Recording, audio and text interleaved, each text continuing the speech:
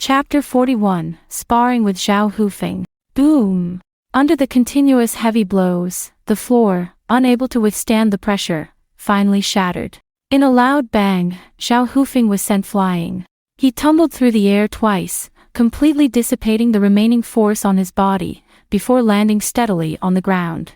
It seems that this outing did indeed help you recover somewhat. Initially smiling, Zhao Hufeng, when mentioning the outing, seemed to recall something that brought a fleeting expression of pain to his face. Following that, Zhao Hufeng's momentum noticeably surged. Although he was talking, his movements didn't stop. A large amount of prana gathered under Zhao Hufeng's feet on his peculiarly shaped combat boots. With a forceful stomp of his right foot on the ground, accompanied by prana gushing from the boots, Zhao Hufeng seemed to teleport, appearing behind Luke in an instant. He rotated his body, leveraging centrifugal force, and his left leg, like an extended whip, lashed out towards Luke. Luke, calm and composed, sensed Zhao Hufeng's movements in the flow of air. As Zhao Hufeng kicked towards him, Luke counterattacked by striking his ankle with a sword, neutralizing Zhao Hufeng's attack. This move involved sensing the opponent's breath and the flow of air to evade or counterattack, a technique known as Shigurson Ryu, fourth form, Gofuju. So, senior brother Zhao, facing your junior who has just recovered, are you willing to resort to Tsudensoku to bully me? Where is your warrior spirit? After breaking Zhao Hufeng's assault, Luke didn't waste any time. He swiftly changed his sword technique, and countless sword lights attacked Zhao Hufeng. Scattered strike technique, Hitenmitsurugi Ryu Ryusosen. The radiance of the Tsudensoku under Zhao Hufeng's feet flashed, and with a forceful kick, he soared into the air. Dodging the Ryusosen in mid-air, Zhao Hufeng's face darkened upon hearing Luke's mockery. He then accelerated in a nosedive from the sky. Descending like a meteor, accelerated by gravity, Zhao Hufeng, with a furious momentum, crashed towards Luke.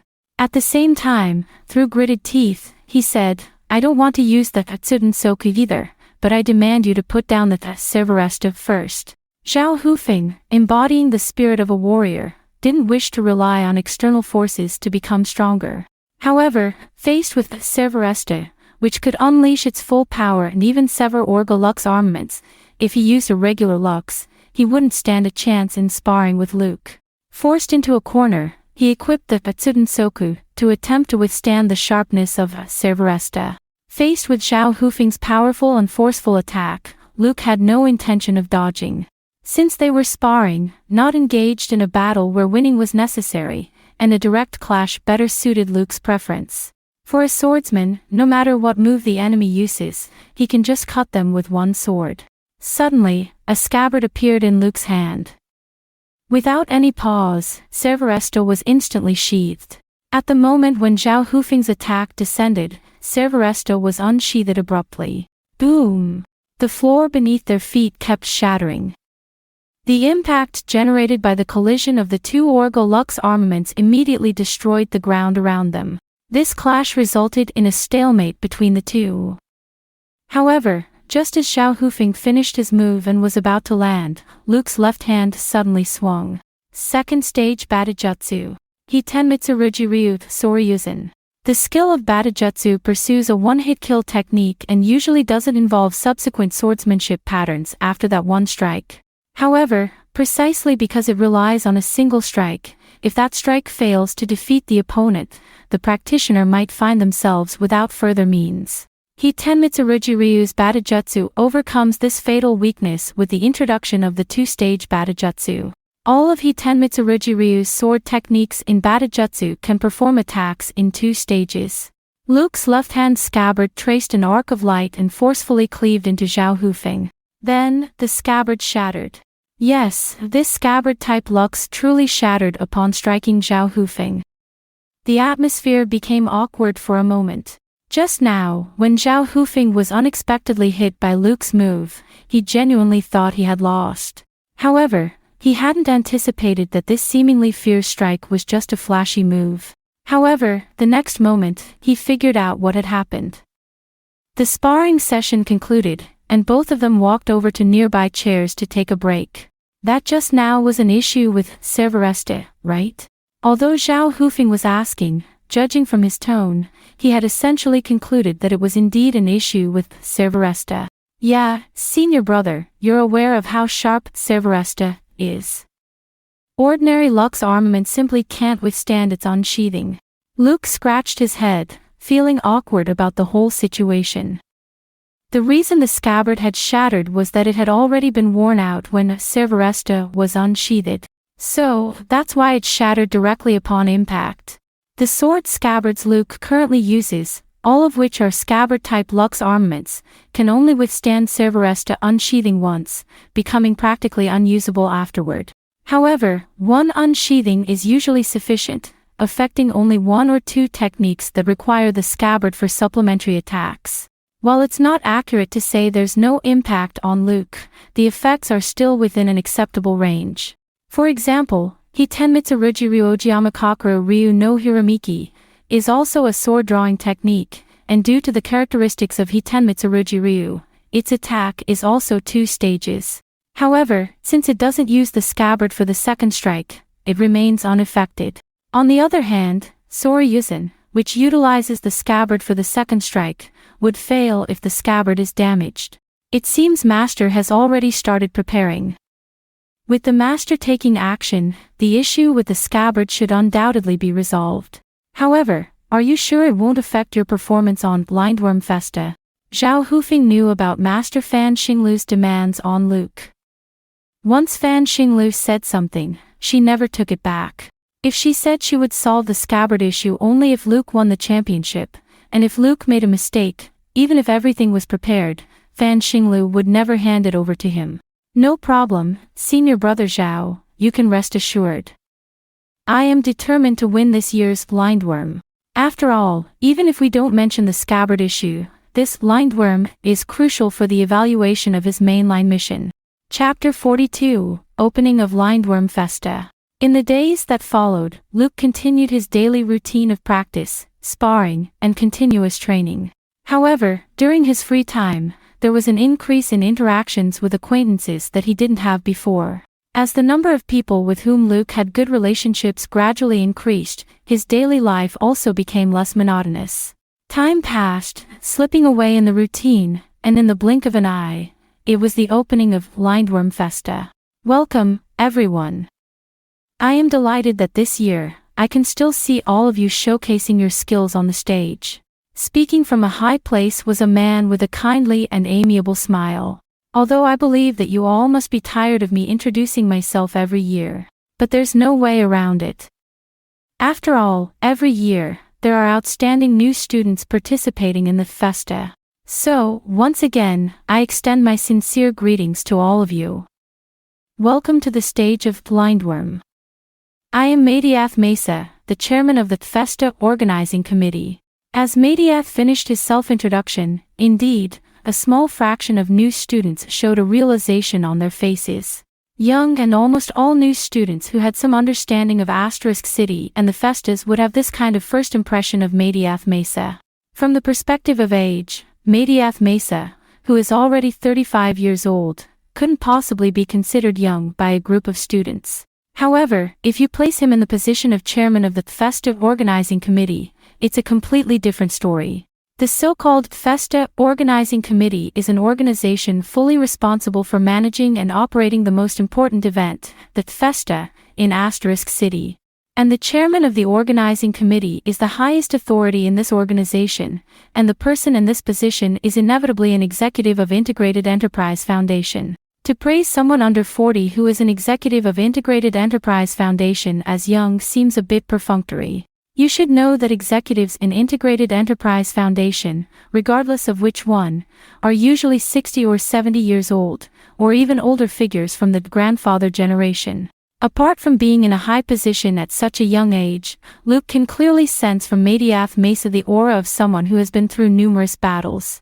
Also, he knew Madiath Mesa better than the students around him. He knew that the other person was a graduate of Sedukan Academy, knew that the other person had once dominated Phoenix Festa, and, using the rewards obtained after the victory, joined the organizing committee of the Festa. He even knew that the other party's current title is Laminammers, and the weapon used is the Orga Lux Rakshanata, one of the four-colored magic swords. Led by Madiath, Dirk, and another person hidden in the shadows, the Golden Bow Alliance is the largest conspiracy organization in this Asterisk city. The opening speech of Lindworm quickly came to an end. Next, the participating students would be assigned to the 11 main stages for the first day battles based on factors such as strength and attention received. Lindworm has always been dubbed the festival within the festa, and is the most popular among the three different types of festas. Compared to competitions like Phoenix and GRYPS that require finding partners and forming teams, Lindworm, which is purely for individual battles, is more sought after by people. A total of over 200 participating players were evenly distributed across 11 different stages, with each student having one battle per day. When it reaches the top 32, all stages will uniformly use the Sirius Dome. Due to the different stages and the order of participation, some students have already started leaving. Of course, all the spectators and the vast majority of participating players have no intention of leaving. Perhaps for the sake of heating up the atmosphere, Luke, the top-ranked student from Geelong's 7th Institute, known as the most mysterious Extreme Swordsman, had his match scheduled as the first battle on the first day at the Sirius Dome. Hello everyone, this is the Sirius Dome, the venue for the first match of the opening day. The host raised her voice, indicating that the first battle of Lindworm was about to begin. The live broadcast is hosted by me, ABC commentator Miko Yanasi, and the commentary is provided by Mr. Tracy Harnett, the former top rank of Rewolf Black Institute, who successfully dominated Lindworm and is known as the 4th generation Sword Saint. Standing in the entrance passage, waiting for his appearance, Luke silently listened to the host's voice. It seems that this ABC commentator, Miko Yanasi, is quite famous. In recent years, almost every edition of the competition at the Sirius Dome has been broadcast by her.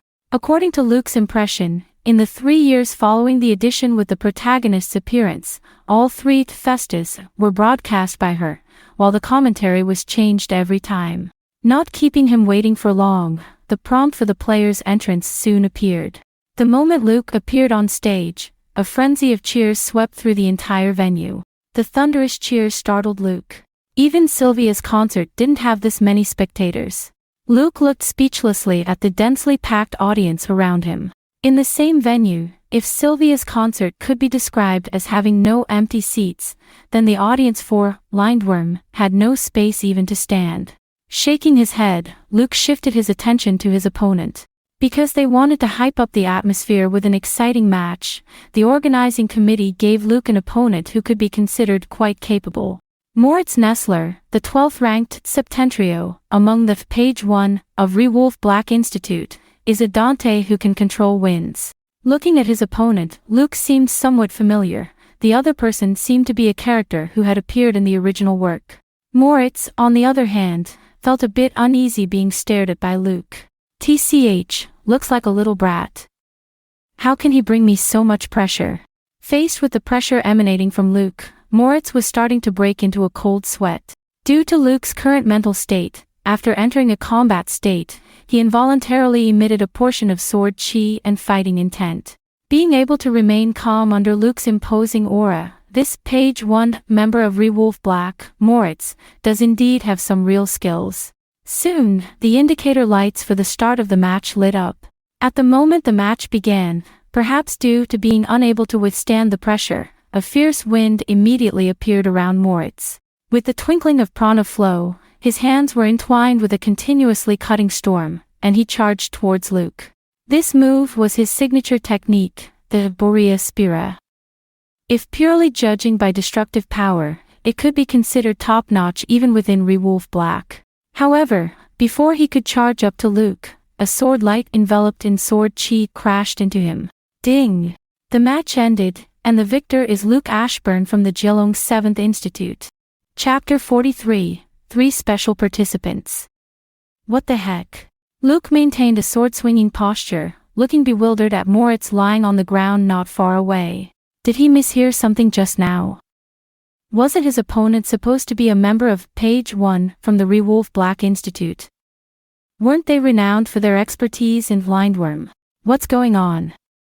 Even if it's the last member of Page 1, it shouldn't be possible for Moritz to be unable to withstand even a single attack, right? In similar situations where Luke didn't exert full force, the Lee siblings, ranking 10th and 11th in Jilong 7th, could exchange a few moves with Luke using illusions.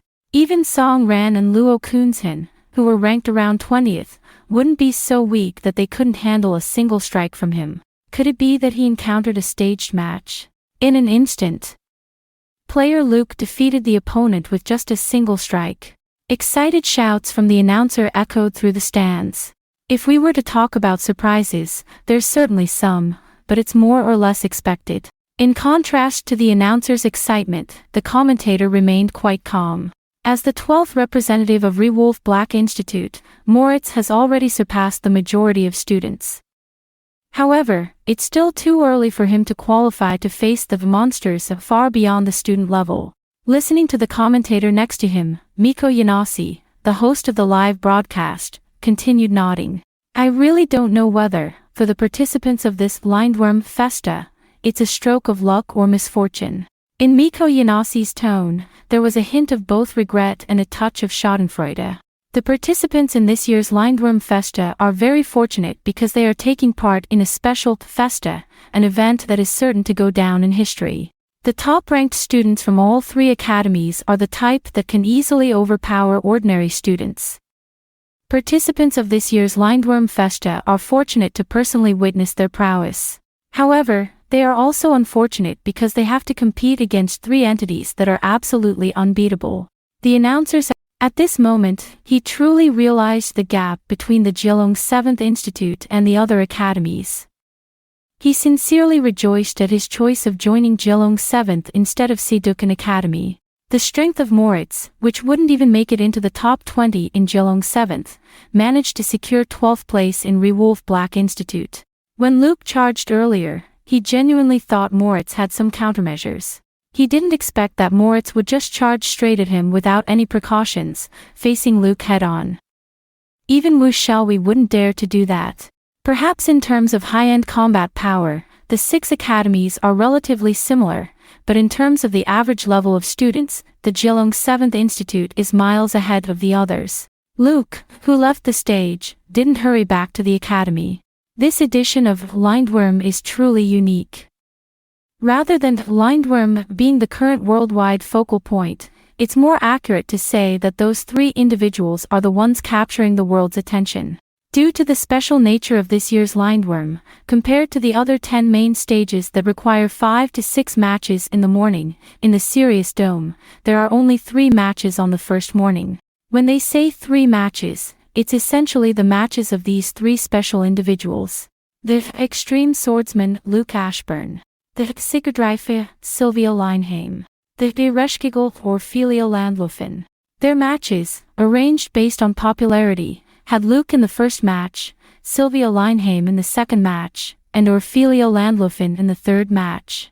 Luke didn't leave directly, he stayed to watch the matches of the other 2 Striga. There isn't much to say about Sylvia Leinheim's match.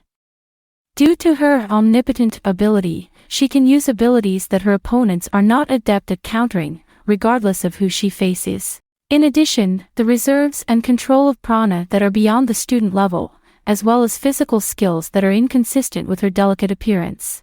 Her match can be summarized in just 2 words from start to finish: overwhelming. The only thing worth saying is that Sylvia's match was very enjoyable.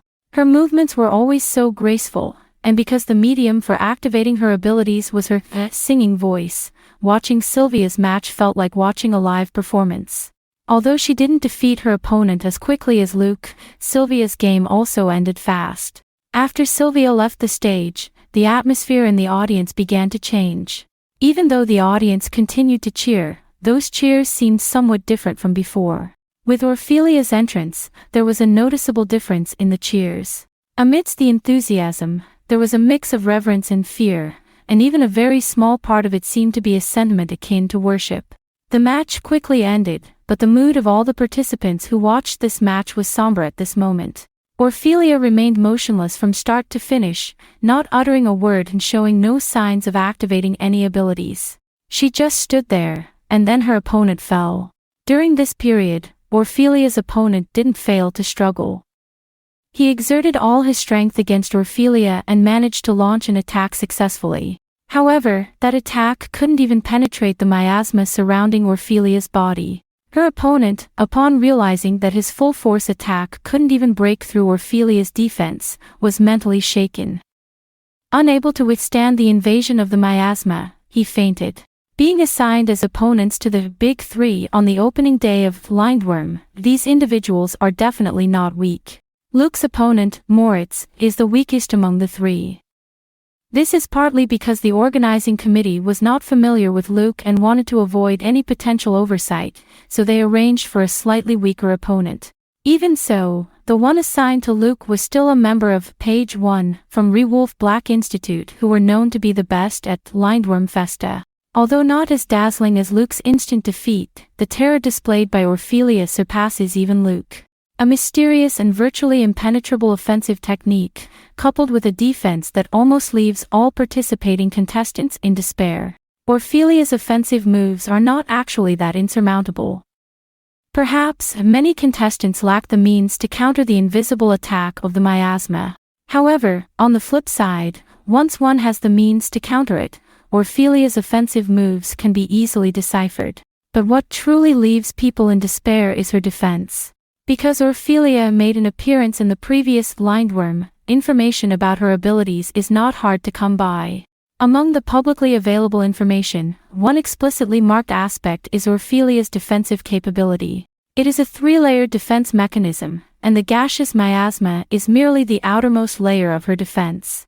Chapter 44, Upcoming Semifinals. The Festa is referred to as the preliminary competition/qualifier before determining the top 32. Only when entering the top 32 and using the Sirius Dome as the unified venue does it qualify as the official competition. This year's Lindworm has more than 200 participants, and it basically takes 3 days to determine the top 32. According to the schedule of 1 match per person per day, Luke still has 2 matches to play in the preliminary competition. He specifically checked the groupings and estimated that it was an operation carried out by the organizing committee. Sylvia, Orphelia, and Luke were all placed in different groups. However, considering it, no matter from what perspective, the organizing committee would not allow these 3 currently highly anticipated individuals to meet prematurely. In that case, even if there is a regrouping in the official competition, it is likely that the earliest opportunity to encounter Sylvia and Orphelia would be in the semifinals. Counting the 2 matches in the preliminaries, there are still 5 matches to go. Luke sighed. To be honest, facing opponents at the student level, he was having a hard time getting excited about the battles. However, he was currently in a situation where he needed to express his fighting spirit. In this year's Lindworm, the only ones who could arouse his fighting spirit and dispel any lingering frustration were Sylvia and Orphelia. But there was no other choice. Luke shook his head and walked onto the stage amid cheers. Bang! Drip! The match concluded, the winner, Luke Ashburn of Geelong 7th Institute. The match of Extreme Swordsman was just like yesterday. It was solved in an instant. The host, Mikko Yanasi, was very excited. Being able to broadcast this unprecedented Lindworm Festa was considered an honor, and it had significant benefits for her future career development. However, she was just a live broadcaster. The real weight in the commentary came from her partner, the commentator Tracy. This can be considered the first appearance of Extreme Swordsman in front of everyone. The level of strength displayed truly aligns with the fantasies people have had about him all along. Also a swordsman, Tracy clearly understood more than others. He knew that what Luke was currently showing was not even 1,000th of his full strength. Otherwise, he wouldn't give such an evaluation as meeting people's fantasies. It's worth noting that Extreme Swordsman is a center of discussion in Asterisk City. To become the focus of discussion gives an idea of how highly people must regard him. Now what he's showing is just within expectations, but there's another person worth mentioning. Compared to the Extreme Swordsman, whose performance is within expectations, the Sigurdrifa Sylvia is even more surprising. Indeed, for most people, the evaluation of Sylvia Lineheim, the Sigurdrifa, who has won both battles with overwhelming advantages, is unexpected. Sylvia's strength is undeniable. Being the top ranked in the Academy's hierarchy means she's not someone to be taken lightly. However, the situation at Queenvale Girls' Academy is a bit delicate. As the top ranked in this somewhat controversial academy, Sylvia was actually referred to in secret as the ace of the weakest academy before this. Who could blame people for having such an image of the school? Queenvale Girls' Academy, operating under the theme of idols, hasn't produced any notable achievements recently, not to mention in its history. Sylvia's popularity is high, but most of that comes from her identity as a world-class singer. Even though people are aware of her strength, they wouldn't necessarily believe she could match up to monsters like Luke and Ophelia. But the situation is different now. Sylvia's performance in these two matches is not in the least inferior to the other two top-ranked individuals. Even in terms of entertainment value, Sylvia surpasses them. With her own strength, she has given the audience a completely new understanding of the world's #1 singer. She has made everyone reevaluate why she was given the title of Sigurdrifa/Witch of War, and what truly defines versatility. The competition continued at a steady pace, and even as it reached the top 32, there was not much change in the rhythm of the matches. From start to finish, it was a dominating performance by the three top-ranked individuals. Whether it was Luke's one-hit kill, Ophelia's unmoving stance, or Sylvia's graceful and magnificent display, they all deeply engraved themselves into the hearts of the audience. Everyone was anticipating, looking forward to the true beginning of this Lindworm Festa. With everyone's attention, the competition finally reached this moment. In the semi-finals, the extreme swordsman Luke Ashburn versus the Sigurdrifa Sylvia Lineheim. Like a carnival, the enthusiasm of the audience made Luke, who was already somewhat familiar with this stage, once again feel amazed. What's this? The renowned swordsman, could it be that even the great Luke feels pressure because of the audience's enthusiasm? Sylvia looked at Luke's performance and said with a somewhat sarcastic tone, "If I say yes, would you go easy on me because of that?" Luke shrugged, looking at Sylvia with an innocent expression. In response to Luke's banter, Sylvia's face darkened. "No way. Watch as I make you kneel and beg for mercy, for bullying me, for playing with young girls' hearts, for being a rogue, you swindler, villain, scoundrel, rogue, shameless rascal, shameless playboy. You seem to have repeated rogue once." Looking innocent, Luke listened to Sylvia's complaints and, upon realizing she had repeated a word, kindly pointed it out. "You dare to talk back?" Sylvia instantly gave him a fierce glare. From their conversation, it can be inferred that after this period of contact, Sylvia has come to know that her identity was exposed from the very beginning. She also learned that the truth she believed in at that time was mostly a result of her own imagination, and Luke merely took advantage of the situation. Initially, when she found out about this, shame and anger made her want to sever ties with Luke. However, upon realizing that Luke's strange behavior wasn't an act, her innate kindness overcame her anger. She decided to help him. Using her singing to assist others was something she had always hoped for. Absolutely not because Luke wanted to turn her crying into music and share it with the world. As such a kind girl, how could she possibly help others only because of a threat? Helping others with her singing was such a beautiful thing, and she felt obligated to do it. Chapter 45, Semi-Finals. Bang, bang, bang. At the commencement of the match, Sylvia activated Folkvang, the lux in her hands. Taking the initiative, as if to vent her resentment, numerous light/energy bullets continuously targeted Luke. However, such attacks couldn't cause any harm to Luke. Swinging Cerveresta, the pure white blade traced several peculiar trajectories. While intercepting the energy bullets, a faint blue halo began to spread outward. With Luke and Sylvia at the center, rain slowly began to fall. Star Swordsmanship Shigerson Ryu, 4 and 20th formed Chinsei aim. Slightly surprised, Sylvia observed the rain forming in the sky. Temporarily sensing nothing unusual, she refocused her attention on Luke. She had anticipated that the energy bullets from Folkvang wouldn't affect Luke. So, after launching the initial assault, she didn't stop her assault. With the brilliance of prana flickering around her, she began to sing. Sylvia's ability is omnipotent, more precisely, versatility excluding healing capabilities. On the surface, it seems like an extremely powerful and convenient ability. However, in reality, the limitations of this ability are significant. Because the medium for her ability is her singing, to activate it, she must use songs she personally writes and composes.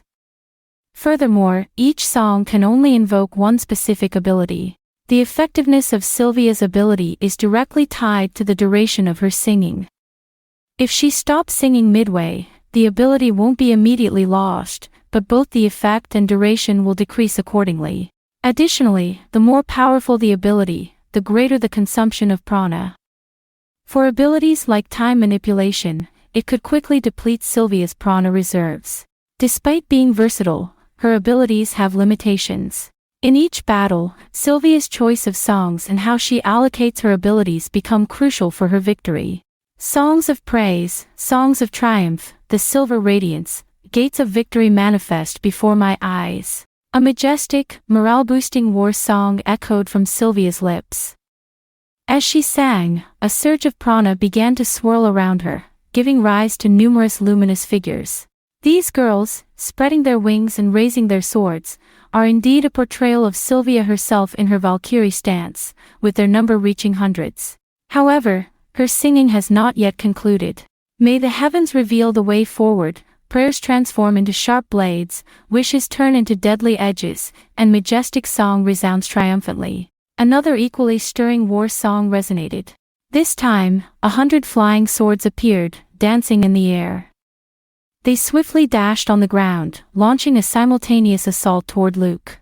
So, you judged that quantity would be my weakness.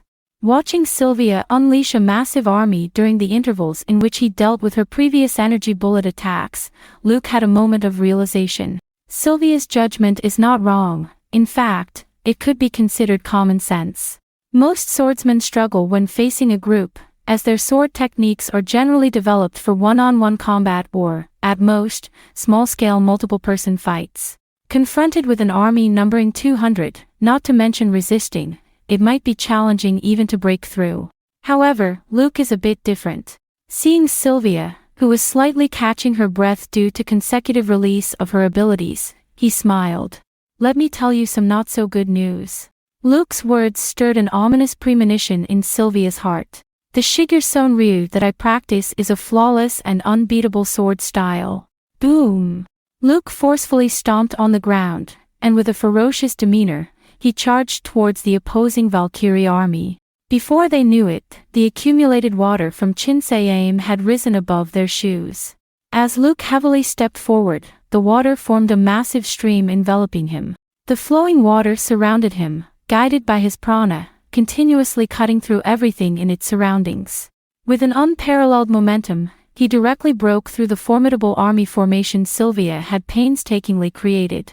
Star Swordsmanship Shigerson Ryu Special 10th Form, Scontro di Rondine. Sylvia looked on with a serious expression as her Valkyrie Legion, continuously sliced and blasted by the water currents, met their demise. When Luke spoke, she already knew that his move might be amazing, but witnessing Luke directly crush it head-on still left her deeply astonished. She now understood the vast gap between them. However, Sylvia had no intention of giving up at this point. We aim to break through the barriers, transcend boundaries before the enchantment, unafraid of sorrow, swiftly, racing, sprinting. A new song flowed from her lips. In this straightforward yet aggressive melody, Sylvia's physical abilities sharply increased. This song was specially prepared by her for this edition of Blindworm. Originally intended for the finals as one of her trump cards against Orphelia, it had to be used ahead of schedule. Empowered by this song, Sylvia, even in the face of Ernest, hailed as the Pendragon, and his Orgalux Leglems, felt confident in winning in close combat. Many people were unaware that Sylvia, known as the Sigurdrifa, possessed physical capabilities no weaker than other top-ranked individuals. The radiant style Lux Sylvia employed, Folkvanger, had the ability to freely switch form between slashing and shooting modes. At this moment, the Folkvang switched to slashing mode, radiated the brilliance of meteor arts. Head-on, clashed directly. This was Sylvia Lineheim's choice. Boom! A tremendous roar echoed. The shockwave generated by the collision of their skills overturned the ground around the arena. The protective barrier set up in front of the audience seats seemed on the verge of collapse, making it seem like it could shatter at any moment. The intense impact caused both Luke and Sylvia to step back half a pace. But don't forget, Sylvia's Folkvanger could switch to shooting mode at any time. Taking advantage of the separation caused by the reactive force, she aimed her Folkvanger, now in shooting mode, at Luke's school badge. Energy bullets formed at the muzzle, and if this shot were fired, Luke, unable to dodge due to the inconvenience, would surely be defeated.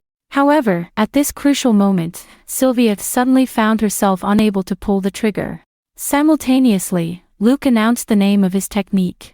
Star Swordsmanship Shigurson Ryu Aggregate Art, Jinoka. Chapter 46, Post-Match and the Agreement.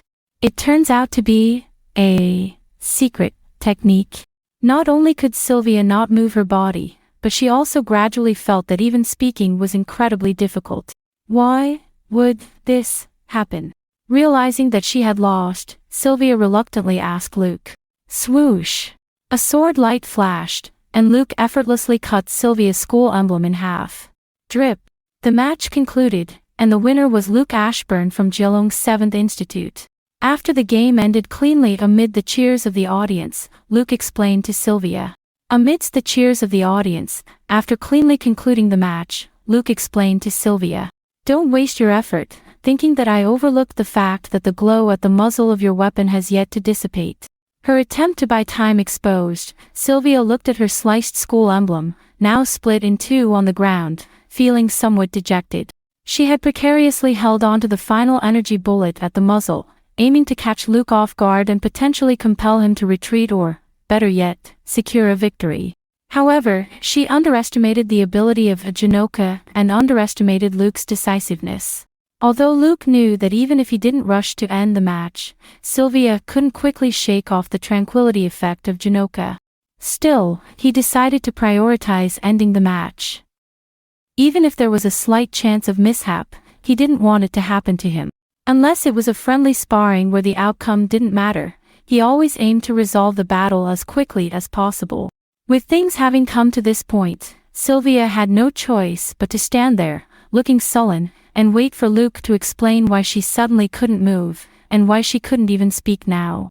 Seeing Sylvia before him, frozen like a statue, yet still trying to convey an "I'm very angry" expression, Luke couldn't help but find it amusing. The reason you can't move isn't because time has stopped or space is restricted. It's because I tranquilized/calmed you. Luke placed his hand on Sylvia's shoulder, using his prana to release her from the current embarrassing state. Tranquilized. What do you mean? Gradually getting rid of the tranquilized state, Sylvia's speech became smoother. Watching the idle princess, who seemed to stutter and speak intermittently, Luke found it particularly amusing. In simple terms, it's like delay or slow down, causing an effect similar to deceleration, I guess. At this point, Luke himself felt a bit difficult to explain it correctly. After all, the tranquilized effect of Shigurson Ryu, rather than being described as slowing down, was more like spatial stillness. However, fundamentally, it was indeed a form of deceleration. It was a kind of deceleration that approached an almost complete standstill. This effect not only affected the body but could also act on prana flow. Moreover, at a deeper level, it could even affect one's thoughts and soul. The final attack in Sylvia's hands just now, even if successfully launched, would be suspended in mid-air due to the tranquilized effect. After listening to Luke's explanation, Sylvia's mood became quite complex. She realized that the reason this technique succeeded was because, at the beginning, she had overlooked the move Chinsei aim. At the beginning, she didn't notice anything unusual because the tranquilizing effect hadn't taken effect yet. By the time the tranquilizing power invaded her defenseless body with the rain, the ongoing fierce battle could no longer allow her to be distracted. The current outcome was predetermined when she initially overlooked Chinsei aim. Because Luke couldn't reproduce the concept of rain flames recorded in Shigure Ryu, he took a different path and integrated Seizenjutsu and star swordsmanship into Shigure Ryu, creating his own foreign style. Luke's modified Shigure Ryu, when compared to the original version, couldn't be declared superior or inferior, they simply had their own advantages. The spirit of inheritance in Shigure Ryu lies in the continuous refinement and progress of later practitioners. After the explanation, Sylvia had mostly recovered from the tranquilized state. The two of them then left the stage together and returned to the contestants' lounge in the Sirius Dome. Well, according to our previous agreement, I will help you temporarily suppress mental issues before tomorrow's finals. Sylvia still felt somewhat unwilling. At this moment, the two of them were resting in Luke's contestant lounge. Although she was quite unwilling, Sylvia had to admit defeat in her heart. She knew that in this match, Luke didn't showcase his full strength. Thanks to this, she gained a clear understanding of the gap between herself and Luke and Ophelia at this level. I've already composed a song specifically affecting mental fluctuations. I'll sing it for you privately before the match tomorrow, but let's make it clear, no recording allowed. Whenever Sylvia mentioned this song, she couldn't help but feel a bit shy. Oh, no recording allowed, huh? Does that mean? Luke was initially puzzled but quickly caught on. He looked at Sylvia with a slightly surprised expression. There's nothing I can do about it. The only songs that have the power to affect emotions and need to be created in a short time are obviously love songs. Thinking about singing a love song to Luke privately tomorrow made Sylvia even more bashful. However, she had no choice. After all, they had made an agreement in advance. If Sylvia had won this semi-final match, Luke would have to apologize to her and refrain from contacting her in the future. If Luke won, Sylvia had to create a special song for him and help him overcome his mental issues before the finals. Now that Sylvia had lost, she had to fulfill her promise. Regardless, using her singing to help others was, indeed, a good thing. Well, I'm sorry for my previous misconduct. Luke's unexpected apology left Sylvia completely stunned. Wait a minute, didn't I lose? Why are you apologizing? After all, I did something wrong, so an apology is the least I can do. I won't deny what I've done, but since it was a mistake, I should at least apologize to you, right? Sylvia looked at Luke in silence. She could sense the sincerity in his words. Unlike her, he wasn't intending to brush off the incident as if it never happened. In truth, Sylvia felt more annoyance than resentment towards Luke. She knew he did what he did for certain reasons, so she didn't harbor any real ill will. Even though she had already indicated that she didn't mind the situation, and considering their agreement, Luke didn't really need to apologize anymore. However, he took the initiative to genuinely express his regret. This final, sincere apology from Luke melted away the last bit of annoyance in Sylvia's heart. Alright, I forgive you. Then, can I record tomorrow? No. Chapter 47, To Do Kirin. There are only 2 matches in the semi-finals. Luke and Sylvia played in the morning, and it was Orphelia's turn in the afternoon. Although he knew it was meaningless, Luke still came to watch Orphelia's semi-finals. Compared to the exciting battle between Luke and Sylvia in the morning, Orphelia's match can be said to be very boring. Her opponent's ability to advance all the way to the semi-finals shows that he does have some real ability. Unfortunately, in Orphelia's view, his ability is no different from those of her previous opponents. It only took a few seconds for Orphelia to end the match. At this point, the 24th Lindworm Festa only has the finals left. Through the dedicated channel for players, Luke left the venue before the audience could leave and found a nearby cold drink store along the street. After buying a cold drink, Luke just sat on a chair on the street, watching the crowd pouring out of the venue with nothing to do. Regarding tomorrow's finals, Luke has confidence not to lose. But how to effectively break Orphelia's turtle shell/defense is what he needs to consider. Whether in terms of proficiency or power, Shigure Ryu, which is boosted by star swordsmanship, is obviously Luke's optimal choice. But through observing so many battles, he had some understanding of Orphelia's abilities. If his judgment is correct, Shigeru Ryu may not be of much use when facing Orphelia in tomorrow's finals. The core of most of Shigeru Ryu's moves lies in the use of water. For example, the flowing water of Scontro di Rondine wraps around the whole body, and the raindrops condensed from the air by Chinsei Aim are also the same. However, Orphelia's ability can control and manifest miasma and poisonous gas, turning the water of Luke manipulated into poisonous water. If Orphelia can really do this, then the assistance that surrounds Luke will become as sharp blades that hurt him. And it is obviously not difficult for Orphelia to do this. Since Shigeru Ryu cannot be used, how to break Orphelia's defense requires careful thinking. Just as Luke was thinking about his strategy for tomorrow's finals, a resonance from his heart stunned him. This feeling, he had only encountered once before, back when he unexpectedly encountered Ernest on the street. It's a resonance between swordsmen, not the kind of swordsman who holds a sword and practices swordsmanship for a few years. It's a unique sensation shared among true genius swordsmen who tread the path of the sword. Moreover, this time is different from the encounter with Ernest. Compared to Ernest, who was skilled in team battle and restricted by the Orga Lux Leglems, the swordsman he met this time seemed to have walked even further on the path of swordsmanship. Following his instincts, Luke looked over, and it was evident that the other person also sensed something similar. For a moment, their eyes met. It was a young girl with long, light purple hair, seemingly of the age of just entering junior high school. Upon seeing Luke, she appeared particularly surprised. Luke was currently in disguise. Considering his high level of exposure as a well-known figure, there was no way he could move around in the city without some disguise. The girl with long lavender hair stood there, hesitated for a moment, seemed to be confirming something, and then trotted to Luke's side with an expression of surprise. You are Ashburn senpai, right? My name is Tedu Kirin. Your match this morning was really exciting. Tedu Kirin trotted up to Luke's side and spoke to him in an excited tone. Well, Tedu Kirin, right? How did you recognize me? Of course Luke knew the girl in front of him. Tedu was considered a prestigious name in the world of swordsmanship. Ah.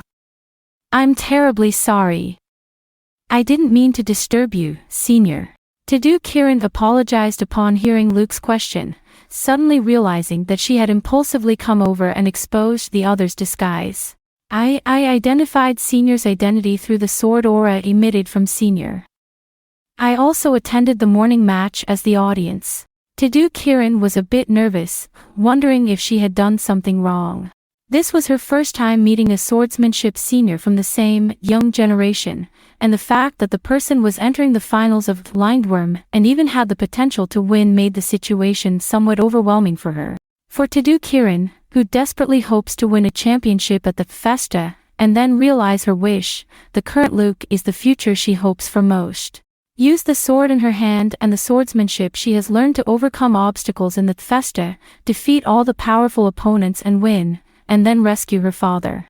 Everything Luke is doing at this year's Lindworm Festa, in Tedu Kirin's eyes, seems to be a reflection of her future. Even though she came to Asterisk City for this purpose, even though she knew that the champion of the Festa could have a wish granted, even though her uncle told her that as long as she obeyed his order, she could successfully rescue her father.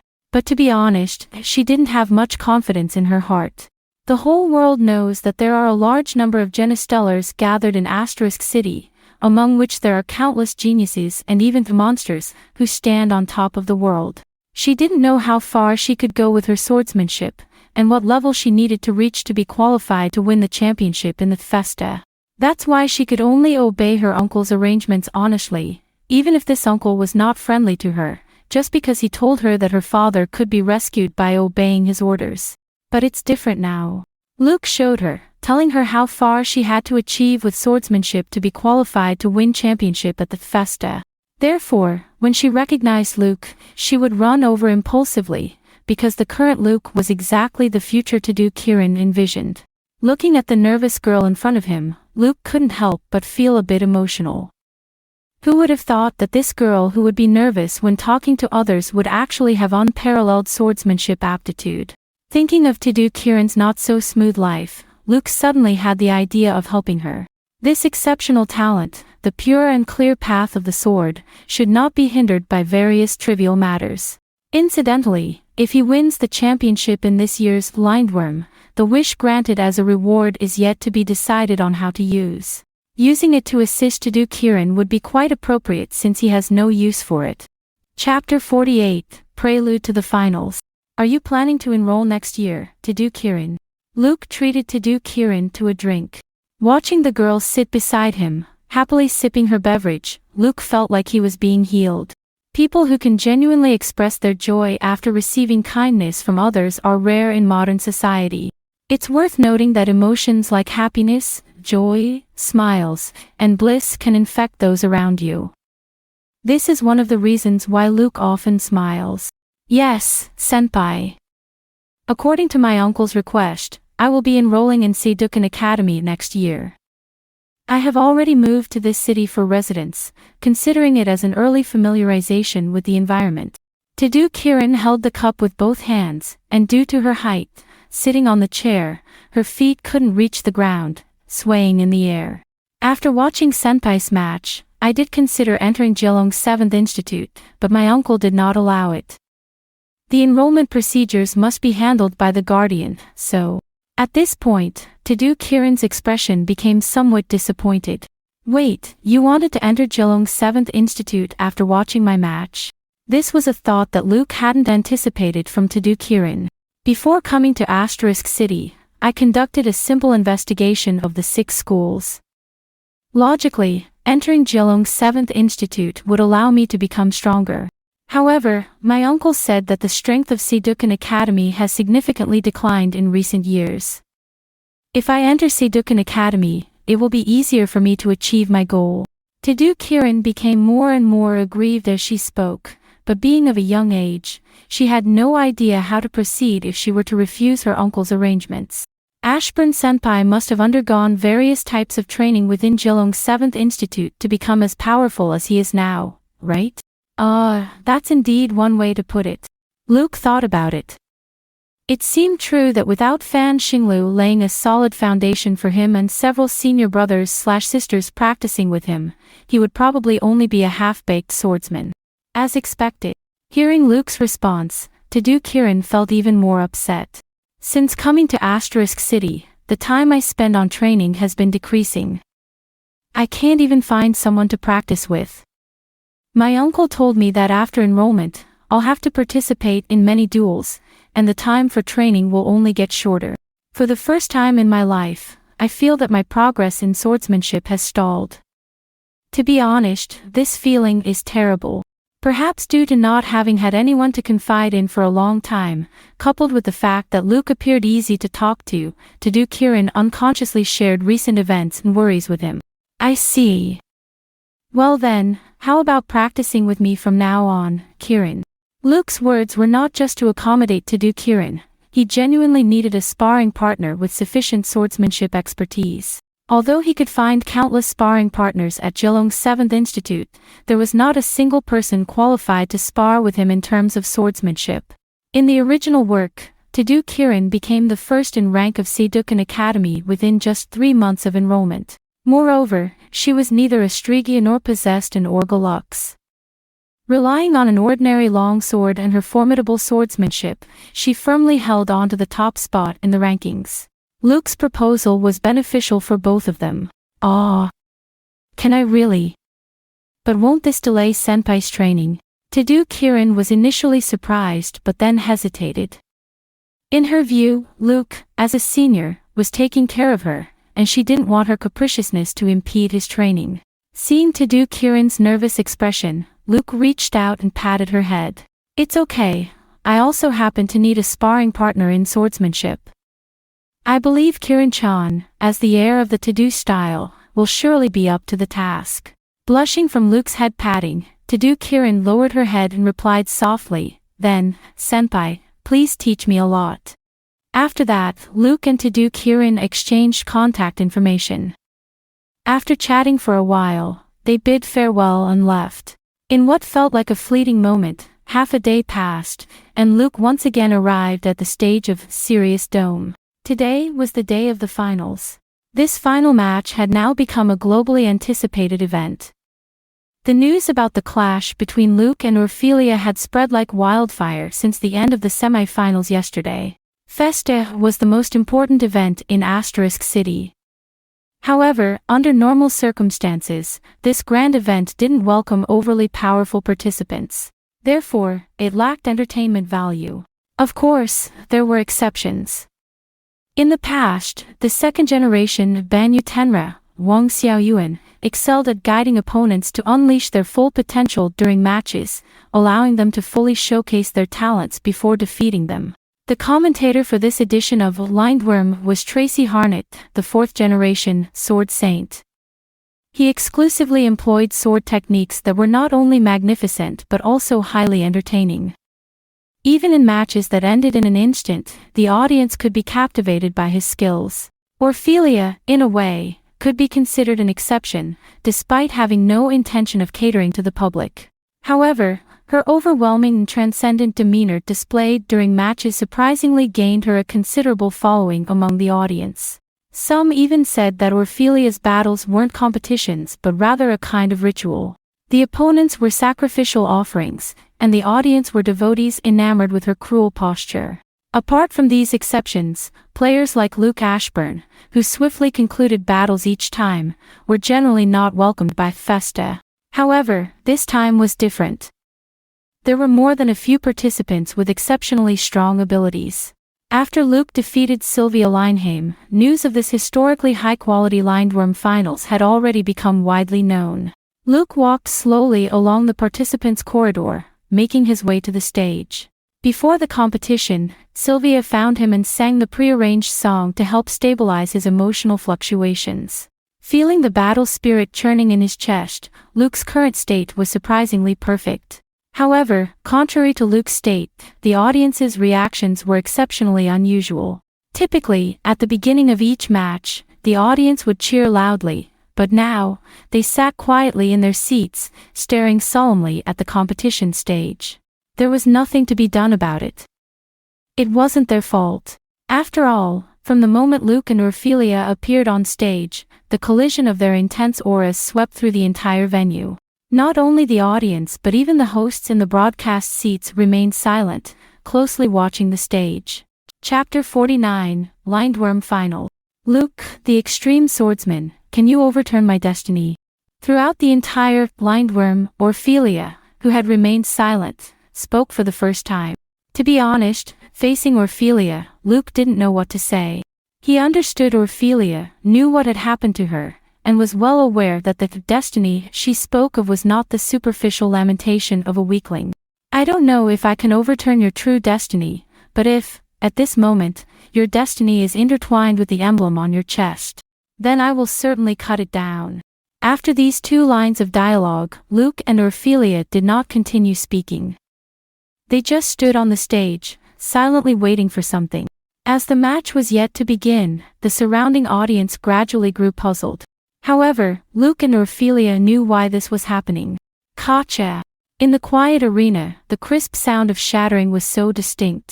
One sound, two sounds. Amid countless cracking noises and the astonished expressions of the audience, the protective barrier set up around the stage to prevent injuries shattered due to the clash of Luke and Ophelia's auras. In the moment when this protective barrier broke, 3 additional layers of protection simultaneously rose around the stage. Only then did the announcement for the start of the match sound on the stage. For the first time, the audience gained a fundamental understanding of the monster-level participants. Before, everyone knew they were powerful, but compared to other contestants, where exactly did their strength lie? Now, Luke and Ophelia, who shattered the protective barrier solely through the clash of their momentum, made it clear to them what monster truly meant. Luke was the first to make a move. He swung Cerveresta forward, sending a sword chi wrapped in water towards Ophelia. Facing this probing strike, Ophelia, just like in the previous matches, stood still. The rapidly approaching sword chi, after tearing through her outermost miasma shield, was crushed by a large purplish-black hand. This was Orphelia's second layer of defense and her primary offensive method. Formed by the extreme compression of miasma, the block of miasma gathered countless miasmas behind Orphelia, gradually shaping into a colossal wrist, resembling the skeletal hand of an undead reaching out from the depths of hell. Innumerable undead hands surrounded Orphelia, creating a chaotic scene as if a group of demons was dancing wildly. Luke paid no attention to these and instead focused on the ground beneath Orphelia's feet, where a small puddle of accumulated water had formed from the crushed remains of his previous attack. Looking at the puddle now tainted and transformed into a pool of purple poisonous liquid due to the miasma, Luke sighed. As expected. Although he had anticipated that Shigersone Ryu would be countered, when it actually happened, Luke couldn't help but feel a bit regretful. The keen senses of a swordsman allowed him to clearly sense the invisible miasma gradually spreading across the stage. In such a situation, facing Orphelia, there was only one choice: swift and decisive action. Turn to dust. Luke remained motionless, but Orphelia had no intention of staying still. Orphelia had once detested her own power and refused to use it. However, that was the once upon a time Orphelia Landlaufen. The power of time is always formidable, and in the face of the passage of time, even the greatest pain and sorrow will gradually be diluted and forced to accept by people. Confronted with the unshakable harsh reality and having abandoned all hope, Orphelia slowly learned how to use her own power. Although clumsy, it undoubtedly boosted her strength. With Orphelia's emotionless voice, countless undead hands spread towards Luke. However, Luke, having decided on his course of action, didn't waste any time. He tenmitsu Ryu Ryusosen. The undead hands approaching Luke were swiftly sliced into pieces by the high-speed slashes. Due to his stabilized mental state, Luke could now tap into his long-lost sword chi. With the support of sword chi, even ordinary sword techniques would unleash extremely terrifying power. After dispersing the onslaught of undead hands, Luke, who decided on a swift resolution, immediately rushed towards Orphelia. Under the effect of Godspeed, Luke resembled a blue meteor, instantly reaching Orphelia's front. He tenmitsu Ryu Kuzuraisen. The meteor suddenly split into 9 streams of light, simultaneously sealing off all the space around Orphelia. Even someone as formidable as Orphelia had weaknesses. While she could recklessly dominate opponents with her abilities, she was also excessively reliant on those abilities. Before Orphelia became the top-ranked in Re-Wolf Black, there were instances in official ranking battles where she was approached by ability users with short-range instantaneous movement. In the instant the battle shifted to close combat, Orphelia's response at that particular moment was not capable enough. Although she eventually emerged victorious, she was rarely forced into a desperate situation. Therefore, Orphelia is acknowledged to have a deficiency in close-quarters combat, which is almost universally recognized.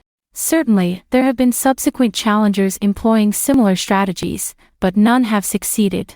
After all, with the passage of time, Orphelia's abilities, tactics, and defenses have all significantly strengthened, making it nearly impossible for opponents to engage her in close combat again.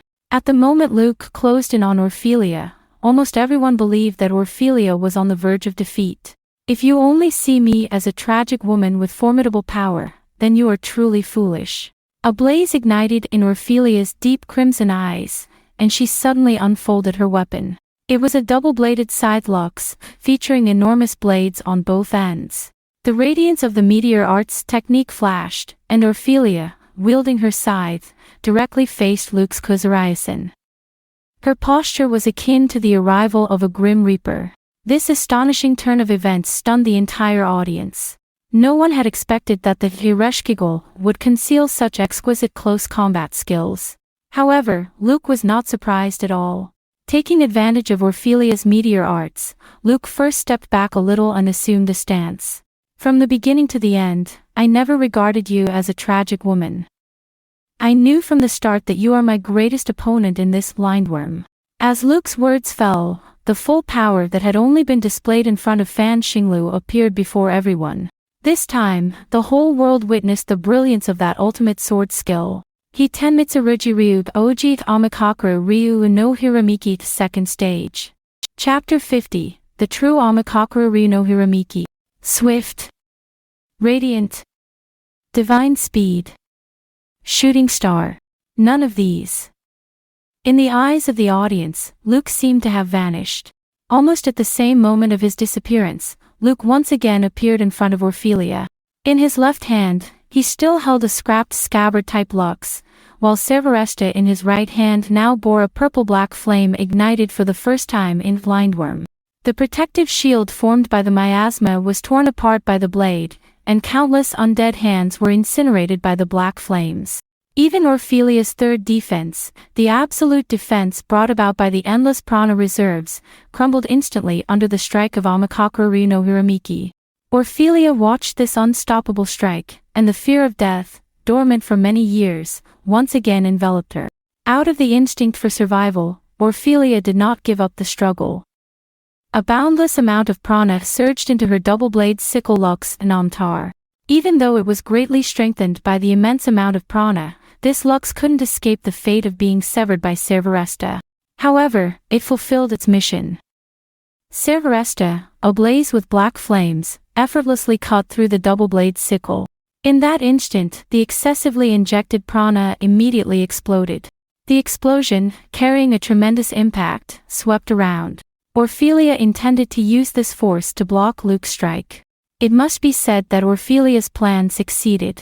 After enduring the consecutive resistance of miasma, undead hands, endless blockade of prana resistance, double-blade sickle lux namtar, and the force of a massive explosion, even the Amakakura Ryu no Hiramiki with black flames became somewhat weakened. As Orphelia was about to use the force of the explosion to escape Luke's attack range, an irresistible attraction emanated from the center of the explosion. All the sword-drawing techniques of Hitenmitsurugi Ryu involve a two-stage offense that overcomes weaknesses, and in this regard, even the secret technique Amakakura Ryu no Hiramiki is no exception. In the first strike, Luke blasted away all the air in the area in front of him, creating a vacuum that exerted a tremendous attractive force on the surrounding environment, firmly pinning Orphelia in place. Afterward, with a sword swing, Luke's body suddenly rotated a full circle, utilizing the high-speed rotation centrifugal force to vigorously unleash the second strike. With the support of sword intent, this second-stage attack made the entire sword technique come to life. In everyone's eyes, Luke now appeared like a colossal dragon, entwined with black flames. The dragon hovered in the air, roared, and charged fiercely towards Orphelia. This was the true Amakakura Ryu no Hiramiki. Boom!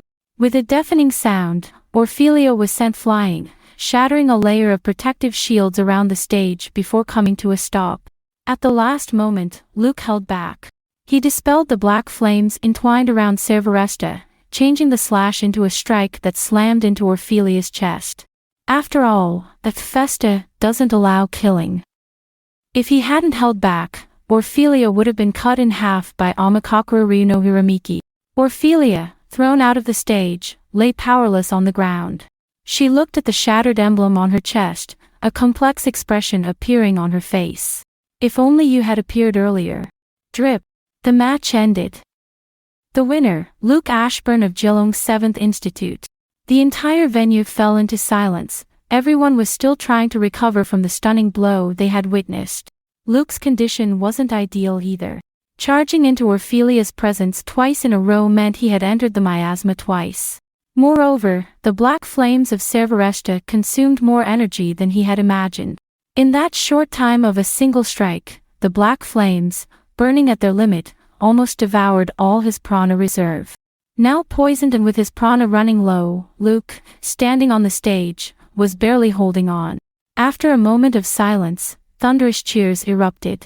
The audience, now fully awake, began to offer their blessings for the champion of this year's Lindworm tournament. At this point, the 24th Lindworm Festa officially came to an end.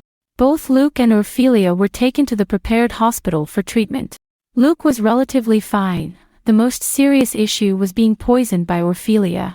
After detoxification, he only needed to recover his stamina and prana reserve. However, Orphelia's injuries were not that simple. Even though Luke had held back, Amakakura no Hiramiki was not something that could be easily withstood. Fortunately, thanks to Luke holding back, Ophelia was not in life-threatening danger, and there was no need to worry about any lingering side effects after treatment. However, an inevitable consequence was a bedridden recovery lasting several months, possibly even half a year. Luke lay on the hospital bed, feeling a bit uncomfortable. It seemed to be his first time being hospitalized. Looking at the information visible only to him, Luke breathed a sigh of relief. Although he had obtained some information about the mission world from a senior acquaintance in the main god space before starting the mission, he still had some concerns until he personally witnessed the instructions about the return time. Main quest/mission. Participate in the Lindworm Festa and achieve a ranking of 8 or higher. Completed. Time until return, 30 days. Authorized personnel. Note, please apply to return to the main god space before the countdown ends. Although there was a subtle difference in the time limit compared to the description from the senior in the main god space, upon seeing the 3 words, authorized personnel, Luke decided to forgive that senior for providing misinformation. Originally, Luke thought he had only 10 days, but now it has increased to 30 days, making his schedule much more relaxed. He can now plan things more effectively.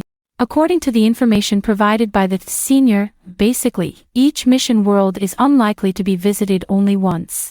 The depth of the main god space's analysis of the mission world will become clear during the first official mission settlement, as the senior explained. Moreover, the next time he comes to this world for a mission, the inserted timeline won't differ too much from when he left this time, at most 10 days to half a month.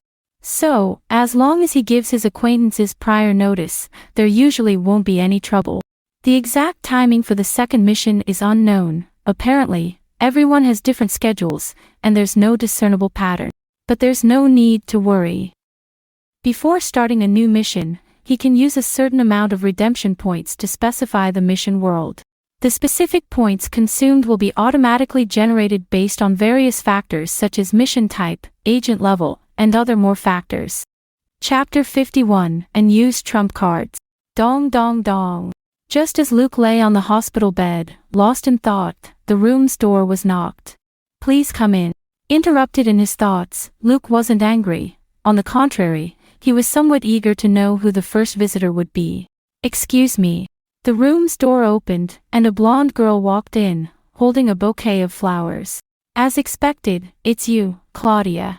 Although Luke had already guessed in his heart, he still felt a bit emotional seeing Claudia as the first person to come for a visit. Oh. Luke, are you displeased that I'm the first one to visit? Looking at Luke's expression, Claudia didn't know whether to laugh or cry. Even if you say that, I did come to see you. You're being quite impolite, you know. Upon Claudia's words, Luke finally realized that his behavior had indeed been a bit inappropriate. Well, no, that's not what I meant. I was just expressing, as expected, it's you. Afraid that the girl might misunderstand, Luke quickly explained. Claudia, of course, understood that Luke was not unwelcoming. After placing the bouquet of flowers in the vase by the window, she smiled at Luke. Well, compared to the others, I'm better informed, you know. They probably need some time to find this hospital. The affiliated hospitals for the Festa are generally not publicly disclosed, especially for champions like Luke. The hospital where he is being treated during his injury requires strict confidentiality to prevent any harassment. However, this level of confidentiality has limited effectiveness. It can only deter ordinary spectators, and with some detailed investigation, the location can still be found. So, Claudia's words were not a problem, but Luke instinctively felt something was not right. Fortunately, Claudia didn't seem intent on delving into the matter of the others. I won't say much about the congratulations on winning the championship. Regarding the wish afterward, are you sure you want to go through with it? Claudia sat down beside the hospital bed, shifting the focus of the conversation to this crucial point. Well, after releasing to-do Kieran's father, I'll leave the subsequent related issues for you to handle. In response to Claudia's inquiry, Luke nodded. Seeing Luke's acknowledgement, Claudia sighed and touched her forehead, pretending to be very troubled as she spoke to Luke. Hey, by doing this, aren't you fulfilling to-do Kieran's wish? What if she decide not to enroll in Seidukan Academy anymore? Then, I'll have lost such an outstanding student because of you, right? Don't lie. Don't think I don't know. You've already taken care of to do Kirin's enrollment procedures in advance through your connections, haven't you? Luke shrugged, not believing at all in Claudia's feigned expression. After all, Claudia was capable enough to forcibly take away a highly talented graduate from Rewolf Black Institute under King of Evil to serve as an instructor at Seidukan Academy. Taking an advantage from the King of Evil is something few people in the entire Asterisk city can achieve. Since the moment to do Kirin was discovered by Claudia Enfield, her enrollment in Seidukan Academy was almost certain. As for whether to do Kirin would participate in the festa after fulfilling her wish, that's a different matter. Leaving aside that the festa is the world's largest event, based on to do Kirin's personality, as long as it's implied as bringing glory to the academy, she would likely participate. What's more, to do Kirin now owes Luke a huge favor. Favored debts are the hardest to repay, and returning Luke's wishing opportunity through winning the festa is obviously the best way. Therefore, Claudia is not worried at all that the outstanding student to do Kirin would run away. While Luke and Claudia were chatting, on the other side, Dirk approached Ophelia, who had just regained consciousness. How do you feel? Dirk looked at the weakened Ophelia and asked with a furrowed brow. He's very strong, but I still had the chance to win. Ophelia's eyes flashed with unwillingness.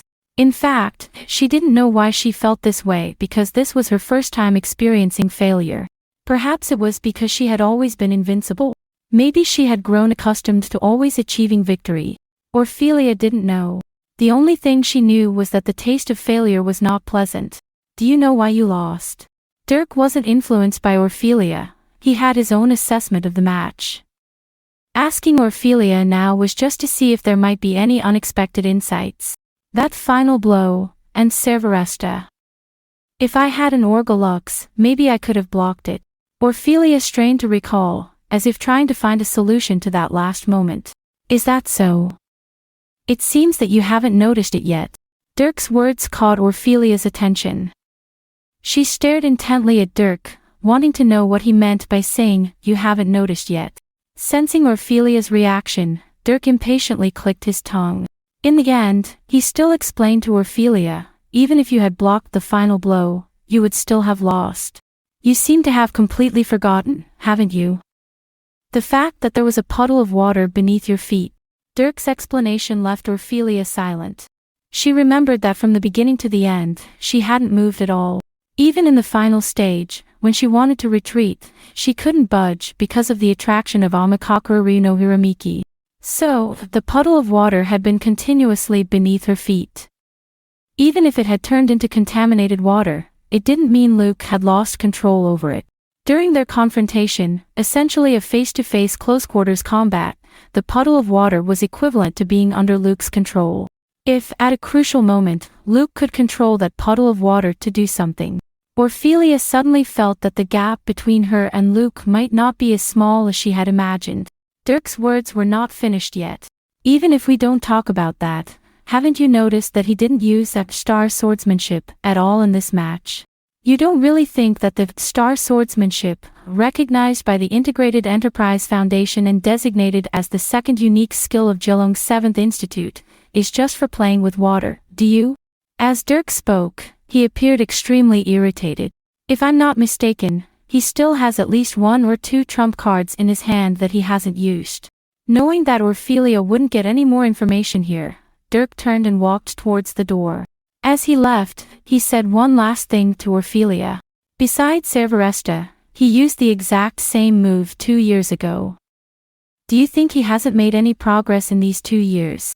Chapter 52, Reward from Fan Xinglu. After Claudia left, many people visited Luke one after another, especially those who had a good relationship with him. However, this situation only lasted for 2 days because he was discharged the next day. Despite having a whole month of stay, Luke did not hastily make arrangements for his future matters. He planned to go to the Festa operating committee first, apply for his championship reward, and then figure out the rest.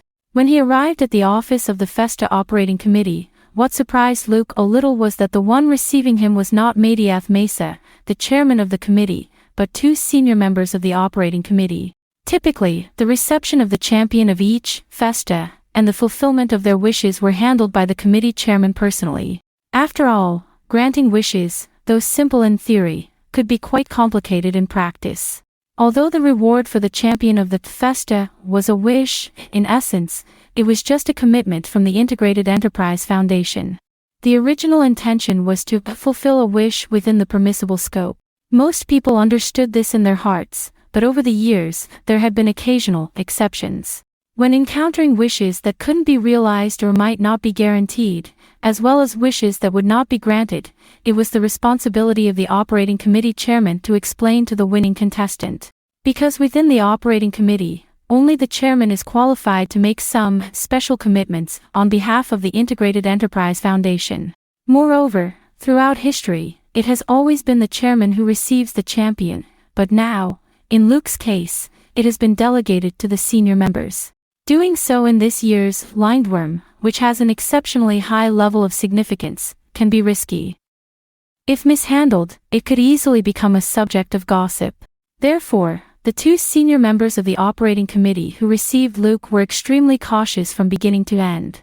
They were afraid that any misstep might lead to a dispute with Luke, potentially resulting in an early end to their professional careers.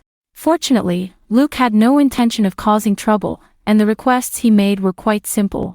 This not only relieved the two senior members but also earned their gratitude. Luke didn't care about their gratitude. What concerned him was why Madiath deliberately avoided him. Was Madiath worried that Luke would discover something? Or did he have ulterior motives? As for the release of Tadu Sejiro, the father of Tadu Kirin, it was soon decided.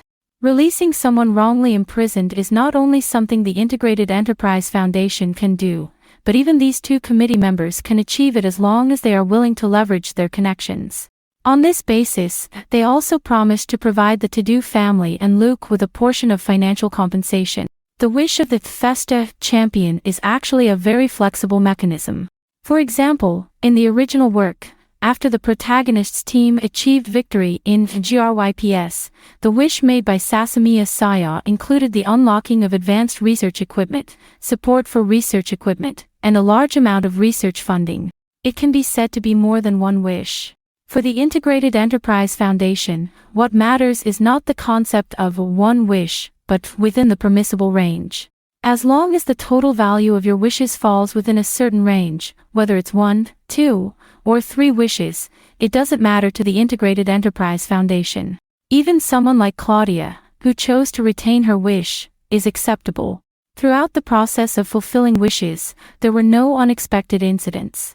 No one dares to tamper with the matter of wishes in the Festa, because doing so would be challenging the authority of the Integrated Enterprise Foundation, which is purely suicidal behavior. Soon, the Tadu family, including Tadu Kirin, received a notification from the Integrated Enterprise Foundation regarding the release of Tadu Sejiro, instructing them to come on time to pick him up. Tadu Kirin's initial reaction upon receiving the notification was to wonder if she had been under too much stress lately, as it seemed she was starting to have illusions. However, after multiple confirmations and inquiries from her family, she was convinced that it was true. Tadu Kirin was overwhelmed by the sudden and immense happiness that came unexpectedly. Not long ago, she was worried about the future and felt that life was full of uncertainty. If it weren't for meeting Luke, who showed her a clear path, she wouldn't know how to strive for her goals now. And now, out of the blue, she was told that her wish had been granted. She could return to the happiest time of her life and no longer needed to worry about the future while cautiously moving forward in confusion. This feeling, as if a pie had fallen from the sky, left Tadu Kirin feeling a bit at a loss. When she learned that Luke had used his own wish to make this happen, her sense of being at a loss turned into tears of overwhelming joy. She felt that meeting Luke Ashburn, this senior, was the greatest stroke of luck in her life. At the same time, Tadu Kirin became even more determined to participate in the upcoming Festa. She aimed to achieve victory. She couldn't let her senior's efforts go in vain. She was determined to repay this favor. Meanwhile, Luke had just returned to Jilong's 7th Institute and found Fan Xinglu. "Oh, you are back." In a side hall of Aushinden, the environment here didn't seem like it was inside a building at all. With gardens, lakes, and pavilions, such beautiful scenery could probably only be found in deep mountains. Fan Xinglu was sitting in a pavilion, with Wu Xiaowei, responsible for brewing tea, by her side, and as usual, Xiao Hufeng, acting as the secretary. As Luke approached, he noticed Wu Xiaowei busy brewing tea and couldn't take his eyes off the scene. In addition to having remarkable talent in martial arts, Wu Xiaowei also had a skillful talent for brewing tea. Fan Xinglu dubbed the tea brewed by Wu Xiaowei as the best in the world. Considering it earned the praise of the over 1,000-year-old fairy/immortal as the best in the world, one could imagine how outstanding it must be. Enough about tea, we can discuss it later. This time I called you over to fulfill the previous promise. Seeing Luke staring fixedly at the teacup and catching the occasional glances from Zhao Hufeng, Fan Xinglu smirked a bit, deciding to postpone the tea discussion and focus on the main matter. It must be said that Luke's somewhat mischievous and uninhibited personality was greatly influenced by Fan Xinglu, his supposed master. Fan Xinglu reached out, took a scabbard from Zhao Hufeng, and then handed it to Luke. This is what was promised earlier, the reward you shall receive after winning the championship.